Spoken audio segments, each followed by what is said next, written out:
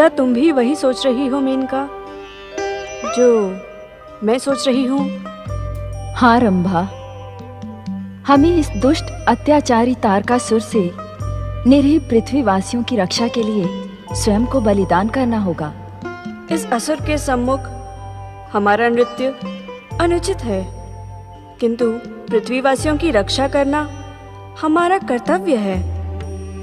हम अपने मोहक नृत्य से इस अत्याचारी को इतना अधिक मदमस्त कर देंगी कि ये देवी शची को भूल जाएगा।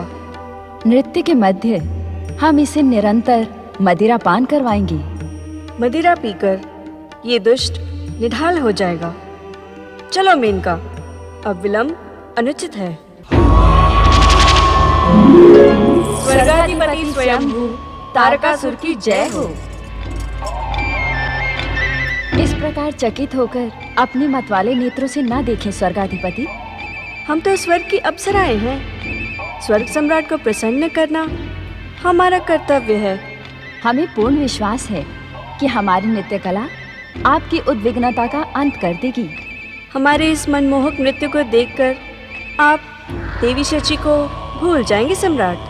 हाँ सम्राट, हमारे पैरों में पड़ी ये पायल की छन छन और हाथों में पड़े कंगन की खन खन आपको प्रसन्न कर देगी। देवी शची को विवश करने के लिए पृथ्वी लोक पर जाने की आवश्यकता नहीं है असुरों।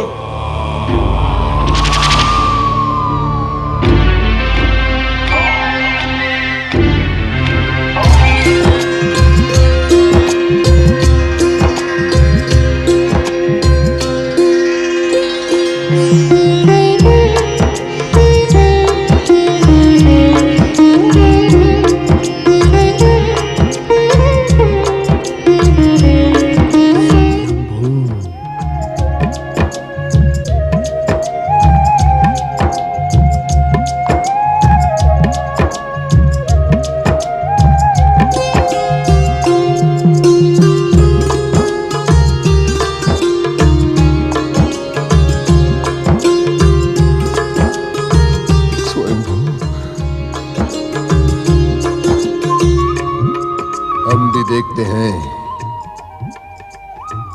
कि स्वर्ग की ये अप्सराएं अपनी छन छन और खन खन से हमारे उद्विग्नता का अंत किस प्रकार करती हैं।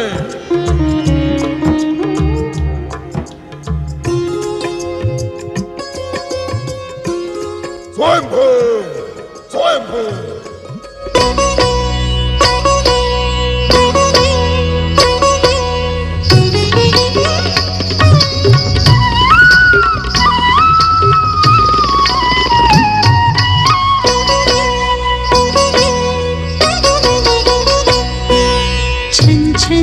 खन खन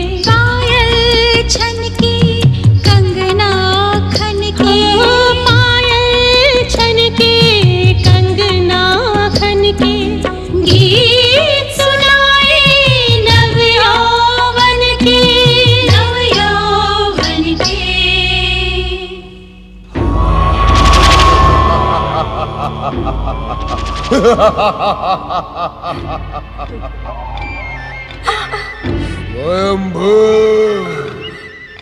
स्वयंभू, तुम क्या मुझे मूर्ख समझती हो अप्सराओं? अरे इतनी मदिरा से स्वयंभू तार का सुर निडाल तो क्या उन्मत्त भी नहीं होता। सैनिकों, इन अप्सराओं को बंदी बना लो। सुंदर सची की खोज में पृथ्वी वासियों पर अत्याचार प्रारंभ कर दो। स्वयंभू!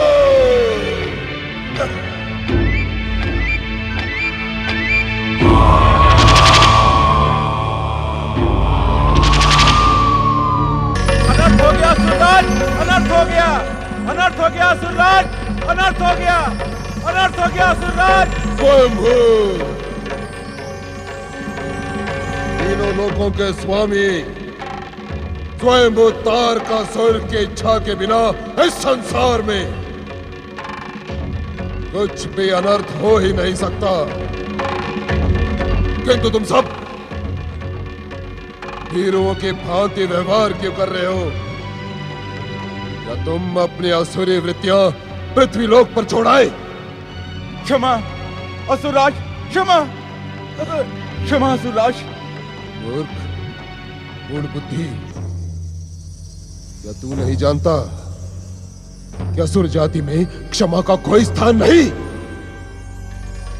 स्वयंभू तार का सुर दुष्टता करने वाले को क्षमा नहीं मृत्यु दंड देते हैं। असुरराज, दैत्य गुरु शुक्राचार्य ने आपकी महान शक्ति को चुनौती देने की दुष्टता की है।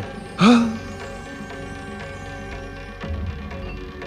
दैत्य गुरु शुक्राचार्य का नाम तनिक आदर से लो, आदर से। दैत्य गुरु नहीं, दैत्य शत्रु हैं। अर्थात दैत्य गुरु शुक्राचार्य ने दैत्य माता दिति के सम्मुख अनेक असुरों को अपने विद्युत प्रहार से समाप्त कर दिया है। असंभव, असंभव। दैत्य शत्रु शुक्राचार्य ने तो आपके सर्वनाश की भी घोषणा की है। असत्य, असत्य, असत्य, असत्य, असत्य, घोर असत्य। दैत्य गुरु शुक्राचार्य दैत्य शत्रु हो ही नहीं सकते। तुम सब उन भीरू देवताओं से मित्रता करके स्वयंभू तार का सुर के विरुद्ध षड्यंत्र कर रहे हो। तुम सब। यदि आपको हम पर विश्वास न हो महाबली, तो आप स्वयं ही कश्यप आश्रम में जाकर देख लें। असुरों के रक्त रंजित शव स्वयं ही आपका संदेश समाप्त कर देंगे।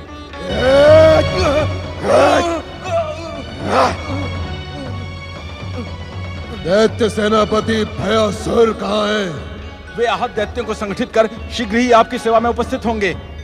यदि ये सूचना सत्य नहीं, मैं तुम्हें ऐसा दंड दूंगा, ऐसा दंड दूंगा कि तुम्हारी आने वाली 21 पीढ़ियां अपाहिज होकर जन्म लेंगी, अपाहिज होकर। नारायण नारायण, जय श्री महागणेशाय नमः। स्वयंभू नारद, नारद, क्या तुम्हें मेरे सम्मुख आने से भय नहीं लगता? नारायण नारायण, मुझे किससे भय लगेगा सुरराज? आपसे अथवा आपके क्रोध से? दोनों से नारद, दोनों से। नारायण नारायण। असुरराज, अपने दुष्कर्मों के कारण आपने अपने सर्वनाश की भूमिका स्वयं ही रचा ली है। अब जिस प्राणी का सर्वनाश होना निश्चित हो, उससे कैसा भयभीत होना? और रहा आपके क्रोध का प्रश्न, तो क्रोध तो स्वयं ही आपका सर्वनाश कर देगा। नारायण नारायण। नारद, अपनी चतुराई से हमें भ्रमित करने का दुस्साहस ना करो। हम तुम्हारे स्वभाव से भली भांति परिचित हैं। तुम देवताओं के मित्र और ऋषि होने के साथ साथ असुरों के परम शत्रु हो। फिर तुम्हारा स्वर्ग लोक में आने का साहस कैसे हुआ नारद? नारायण नारायण। अपने प्रेरणा स्थल पर आने के लिए असुरराज साहस की नहीं, प्रेम की आवश्यकता होती है। अर्थात इसी स्वर्गलोक में मैंने देवगुरु बृहस्पति से शिक्षा ग्रहण की, इसीलिए स्वर्गलोक में बार बार आना यह मेरा कर्तव्य नहीं, धर्म भी है। ना नारद, अब ये स्वर्ग देवताओं के नहीं, असुरों के अधीन हो चुका है। तो तुम यहां अपना कौन सा धर्म कार्य सिद्ध करने आए हो नारद? नारायण नारायण।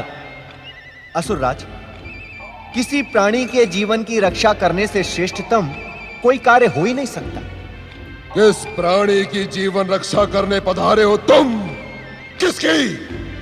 नारायण नारायण। दुर्भाग्यवश वो प्राणी मेरे सम्मुख ही खड़ा है।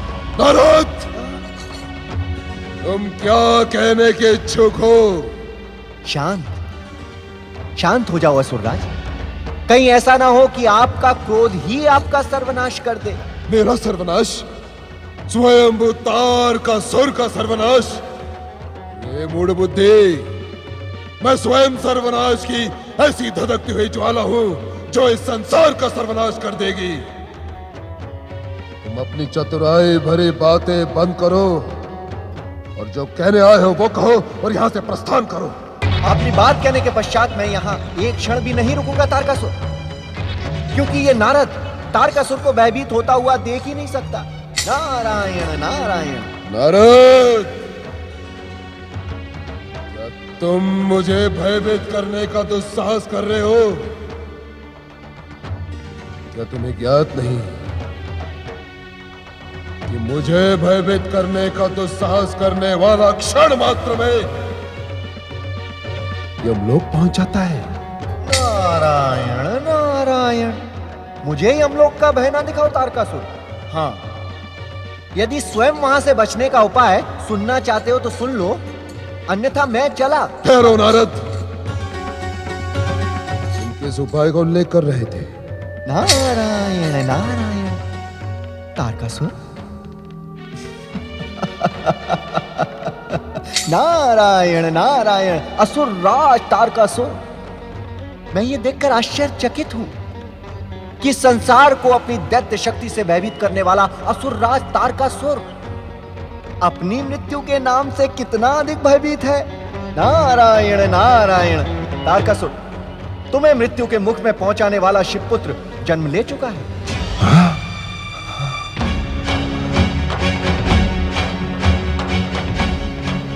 ये नहीं हो सकता। आप सत्य कह रहे? आप सत्य कह रहे? नहीं, ये नहीं हो सकता। ये नहीं हो सकता नारद। नारद के मुंह से निकला हुआ हर वचन सत्य का प्रमाण है। यदि शिवपुत्र से अपने प्राणों की रक्षा करना चाहते हो तो अपने अत्याचारों को रोक दो और तुरंत ही ये स्वर्गलोक छोड़कर पाताल लोक के अंधकार में चले जाओ। नारायण नारायण।